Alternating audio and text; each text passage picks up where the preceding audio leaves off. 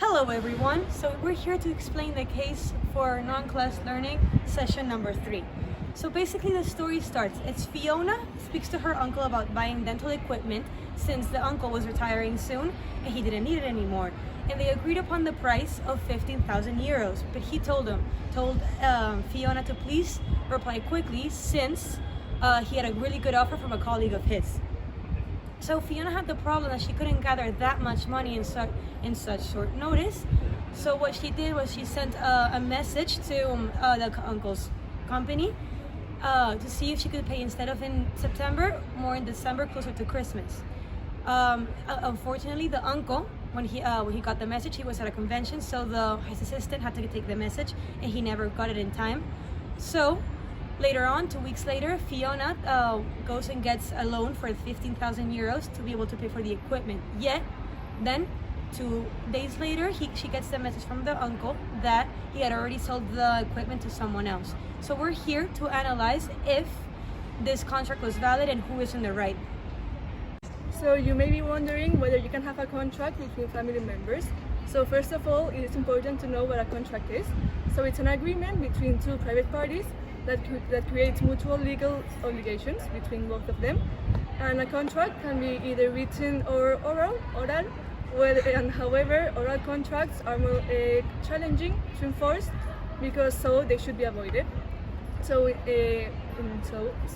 we can take a conclusion that it is possible to have a contract between family members as long as there is evidence that both parties intend to create a contract to create legal obligations between them. So in addition, according to the principle of contract law, freedom of contract, parties are free to decide whether and with whom to enter into a contract and how the content of that contract should be. So family members can create a contract as long as there are legal obligations between both of them. Is the request of Fiona a conditional acceptance or rejection of the offer? From our perspective, we have think that Fiona's request might be considered a counteroffer, as she is answering his previous offer, in which Fiona intends to modify the terms that his uncle stated.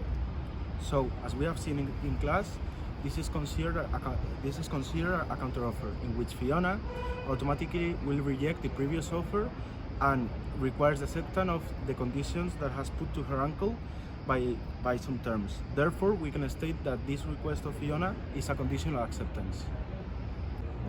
So after we wanted to know if the offer had elapsed before Fiona accepted it, and we came to the answer that it had. This is because Fiona's uncle told her that he needed an answer as soon as possible, and when she replied to him, she made a counteroffer, changing one of the agreements to pay after in December. However, he never saw this offer and he didn't reply and ended up selling the equipment to someone else, making Fiona's offer elapse.